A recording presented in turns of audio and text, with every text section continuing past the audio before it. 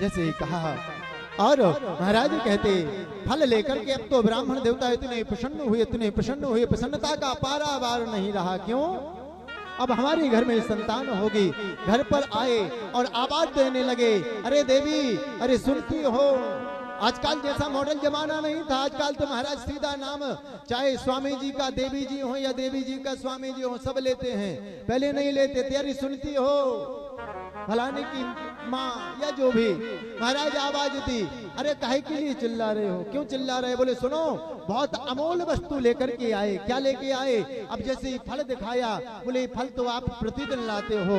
बोले देवी ऐसा वैसा फल नहीं है, यदि इसको तुम ग्रहण करोगी ना तो तुमको सुंदर संतान होगी। ब्राह्मण देवता जितने सरल थे महाराज, उनकी पत्नी जो उनकी देवी थी उतनी ही विपरीत थी महाराज। धुंधुली नाम था महाराज। यथा नाम गुण उस व्यक्ति के अंदर कुछ ना कुछ झलकने लगते हैं। जैसे कहा, हाँ ठीक है महाराज, कुछ नियम तो नहीं है। बोले हाँ, मिथ्या का भाषण नहीं करना, शुद्धता पवित्रता से रहना। अनेकों ने आई। कुछ लोग कहते सखी आई महाराज, हरि अनंत, हरि कथा अनंता, भगवान की कथाएं अनंत हैं। अनेक संतों ने अपने अपने दृष्टांत या अपने अपने भाव को लिखा है। हुआ सारा दृष्टांत बताया।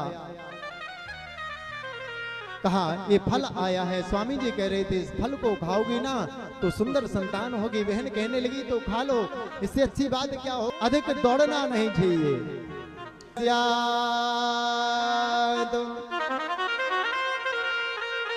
गर्वेणो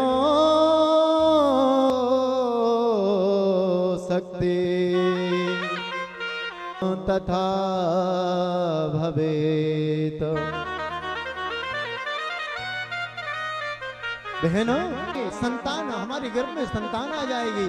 और मैंने ऐसा सुना है कि गर्भिणी माता को चाहिए अधिक सोना नहीं चाहिए। और कहीं ऐसा ना हो हमारे नगर में आग लग गई, अग्नि लग गई तो सब मैं कम भोजन करूंगी तो मेरी शक्ति कम हो जाएगी। मेरे घर का काम कौन करेगा? महाराज अनेकों अनेकों स्नेह महाराज, क्यों? विपरीत उसका नाम ही धुंधुली है। मैं अपना कार्य कैसे करूंगी? वो उसके समझ में नहीं आया। बहन कहने लगी, बहन तेरी मन में तेरी जैसी इच्छा हो तुम वैसा। कहते उस फल को गौ माता को खिला दिया। और कहते